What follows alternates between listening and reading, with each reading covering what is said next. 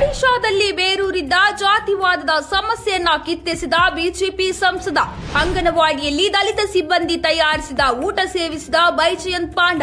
ಜಾತಿ ಸಮಸ್ಯೆಯಿಂದ ಮುಚ್ಚಲ್ಪಟ್ಟಿದ್ದ ಅಂಗನವಾಡಿ ಕೇಂದ್ರ ಬಹುದಿನಗಳ ಬಳಿಕ ಓಪನ್.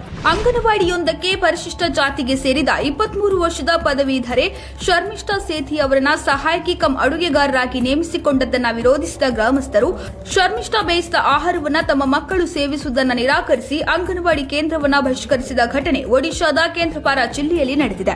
ಇದರ ಪರಿಣಾಮ ಮಕ್ಕಳ ಹಾಜರಾತಿ ಗಣನೀಯವಾಗಿ ಇಳಿಕೆಯಾಗಿ ಅಂಗನವಾಡಿ ಕೇಂದ್ರವೇ ಮುಚ್ಚಲ್ಪಟ್ಟಿತ್ತು. ಹಾಗಾಗಿ ದಲಿತ ಮಹಿಳೆಯನ್ನ ಅಂಗನವಾಡಿ ಅಡುಗೆಯವರಾಗಿ ನೇಮಿಸಿರುವುದಕ್ಕೆ ಗ್ರಾಮಸ್ಥರು ಅಂಗನವಾಡಿ ಕೇಂದ್ರವನ್ನೇ ಬಹಿಷ್ಕರಿಸಿದ್ದಾರೆ ಎಂದು ಸುದ್ದಿ ತಿಳಿದ ಬಿಜೆಪಿ ಸಂಸದ ಬೈಜಯಂತ್ ಪಾಂಡ ಅವರು ಜಾತಿವಾದವನ್ನು ತೊಡೆದು ಹಾಕುವ ಉದ್ದೇಶದಿಂದ ಅದೇ ಅಂಗನವಾಡಿಗೆ ತೆರಳಿ ದಲಿತ ಮಹಿಳೆ ತಯಾರಿಸಿದ ಊಟವನ್ನು ಸೇವಿಸಿದ್ದಾರೆ.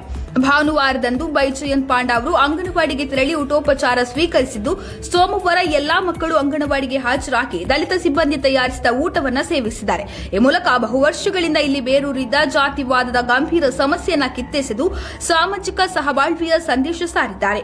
ಬ್ರಾಹ್ಮಿ ಜನಾಂಗದವರು ಆಗಿರುವ ಸಂಸದರು ತಮ್ಮ ತಂಡದೊಂದಿಗೆ ಅಂಗನವಾಡಿಯಲ್ಲಿ ಊಟ ಸೇವಿಸಿ ಜನರಿಗೆ ಪ್ರಬಲ ಮತ್ತು ಸಾಂಕೇತಿಕ ಸಂದೇಶವನ್ನು ನೀಡಿದ್ದಾರೆ. ಇನ್ನು ಕಳೆದ ನವೆಂಬರ್ 21ರಿಂದಲೇ ಅಂಗನವಾಡಿ ಮುಚ್ಚಲಾಗಿತ್ತು. ದಲಿತ ಮಹಿಳೆ ಶರ್ಮಿಷ್ಠಾ ಸೇಥಿ ಅವರನ್ನ ನೇಮಿಸಿಕೊಂಡ ಬಳಿಕ ಹಲವಾರು ಮೇಲ್ಜಾತಿಯ ಕುಟುಂಬಗಳು ತಮ್ಮ ಮಕ್ಕಳನ್ನು ಅಂಗನವಾಡಿಗೆ ಕಳುಹಿಸಲು ಹಾಗೂ ಗರ್ಭಿಣಿಯರು ಮತ್ತು ಹಾಲುಣಿಸುವ ತಾಯಂದಿರಿಗೆ ಸರ್ಕಾರ ಪೂರೈಸಿದ ಪೌಷ್ಟಿಕ ಆಹಾರ ಪದಾರ್ಥಗಳನ್ನು ಸ್ವೀಕರಿಸಲು ನಿರಾಕರಿಸಿದವು.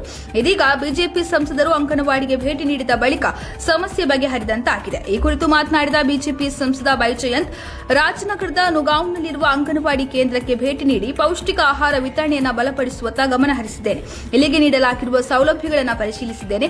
ಸಿಬ್ಬಂದಿಯೊಂದಿಗೆ ಸಂವಹನ ನಡೆಸಲು ಸ್ವಲ್ಪ ಸಮಯ ಬೇಕಾಯಿತು. ಸ್ಥಳೀಯ ಮುಖಂಡರು ಮತ್ತು ಸಮುದಾಯದ ಸದಸ್ಯರೊಂದಿಗೆ ಸೇರಿ ಊಟವನ್ನು ಹಂಚಿಕೊಂಡೆವು. ಪರಿಣಾಮ ಇಂದು ಎಲ್ಲ ಮಕ್ಕಳು ಕೂಡ ಅಂಗನವಾಡಿಗೆ ಬಂದು ಊಟ ಮಾಡಿದ್ದಾರೆ.